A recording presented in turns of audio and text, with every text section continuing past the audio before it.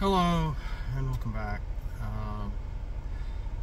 I meant to bring my Bible and maybe mention something out of Titus to wrap the bow on something our pastor was talking about, that he could have gone the next finalize and summary that he kind of didn't do, and I was surprised at that. But maybe that was his intent. Maybe he got that in the second service. I don't know. But then things happened after we watched church. At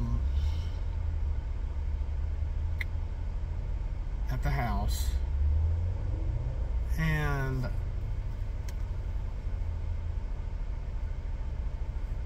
I wanted to go online and talk about it.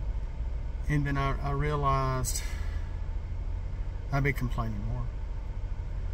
I'd be going online and spreading what happens in my own roof to everybody. I don't need to do that. That is very unchristian. What I was doing at the house wasn't right either, because I have seen my kids do the same thing that sometimes my wife and I do. That's not good, because they idolize us. We should be their role models. And I fail in many instances, in many scenarios, and today was again one of them. And I have to rise above that. I did the wrong choice. I became argumentative. I was not slow to anger.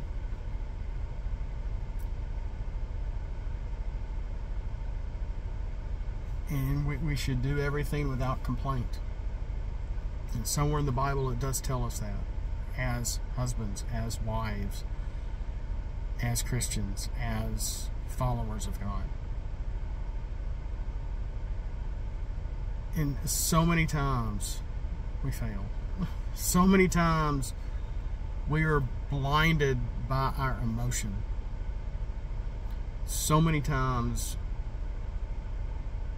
we just forget.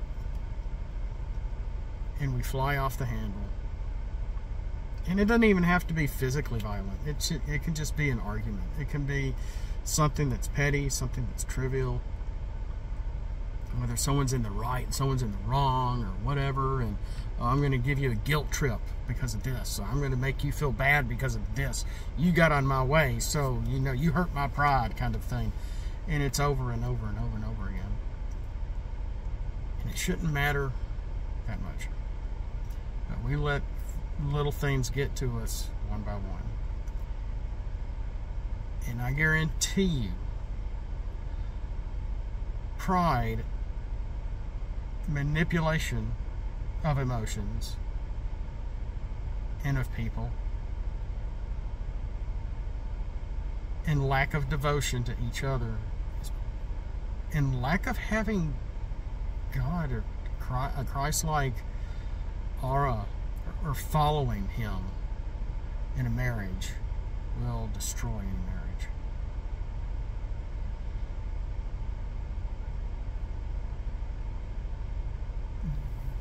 And this is, I don't want to get into my testimony just yet. I need to do that at some point.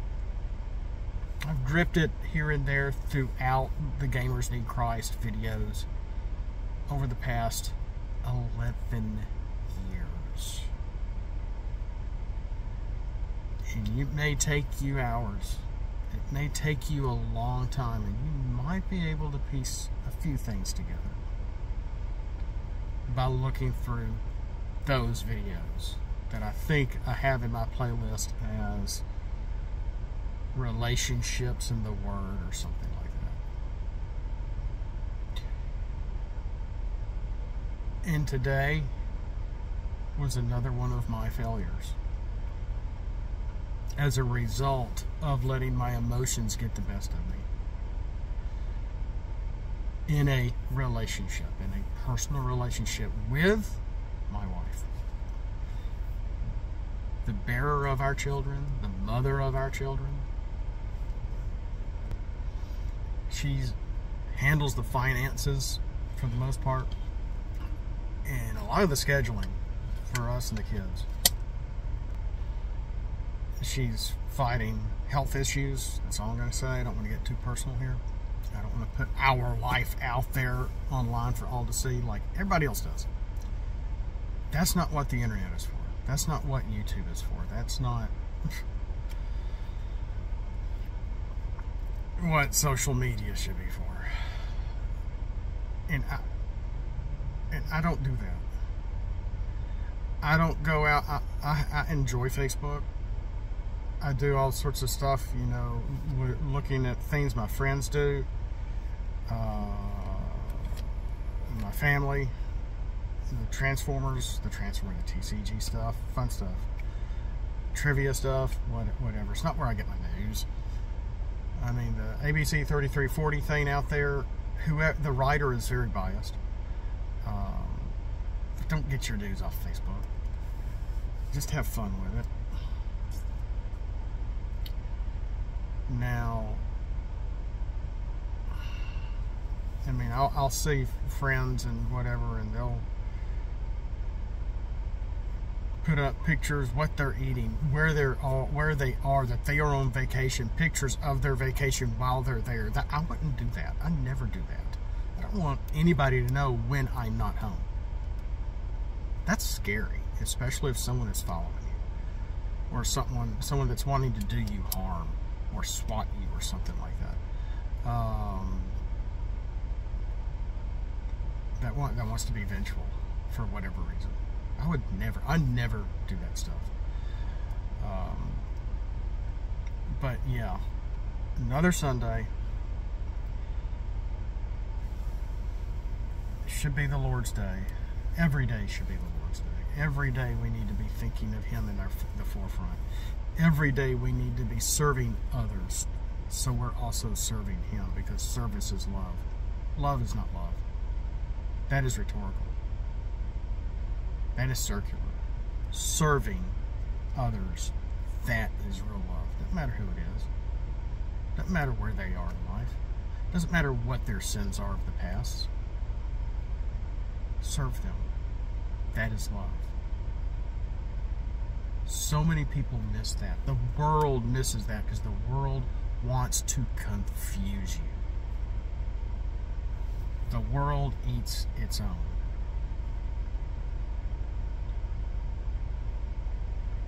And while I may have failed in family dispute, let's call it that, because I got a guilt trip and felt agitated and felt bad and felt emotional roller coaster to make you feel bad, to make you feel this. That's kind of an emotional playground for being manipulative with other people. I hate to say that because it sounds like I'm pointing someone out, and I'm trying not to. Because I also lived in that kind of family, and I was the youngest, and it wasn't always easy, but as God is my witness, as I gave myself to Christ at a very young age, I've always been oddly content as a possible result of all the bad things and weird things and suffering that, in my life. Jesus was always there. Jesus was always with me. He always had the pieces in motion and knew what was going on and knew how, he thinks it's bad now. Once he gets through this, he's going to be rewarded.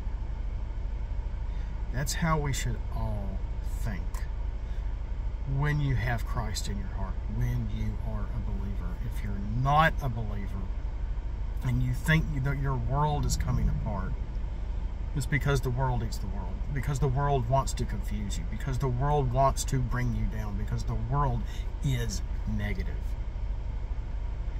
If you have thoughts that are of negative connotation, in a negative nature, and you're bringing other people down because you are too, nobody will want to be around you. But when you have Christ, when you have Jesus, when you realize you're saved, when you realize you have some contentment in your life despite what you have or have not in your life, that's not important. Having Jesus in your life, because you simply believe, is what is important.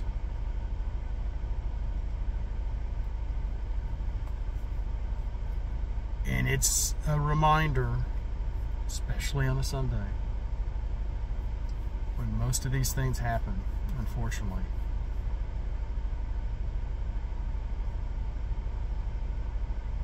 that can help you bring you back up, to help you realize I was in the wrong, you were in the wrong, but maybe if I can keep a stiff upper lip, if I keep praying, if I keep learning the word, maybe I won't mess up next time. I do want to let you know there will be a next time. It's something, it will happen again. You will mess up again.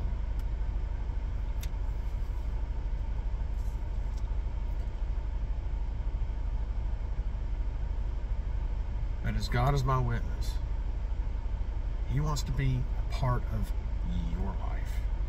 He wants you to call out to Him and say, help me out of this. Help me think with a better heart, with a positive nature. Help me get out of this dwelling of doubt, these negative emotions. May not be immediate, but He can help you out of that pool of misery and guilt and of doubt, to make you realize life is worth living. Life is what it is. Things can only get better, and when I pass away, I will be with Him forevermore. For our time on earth is just a blip.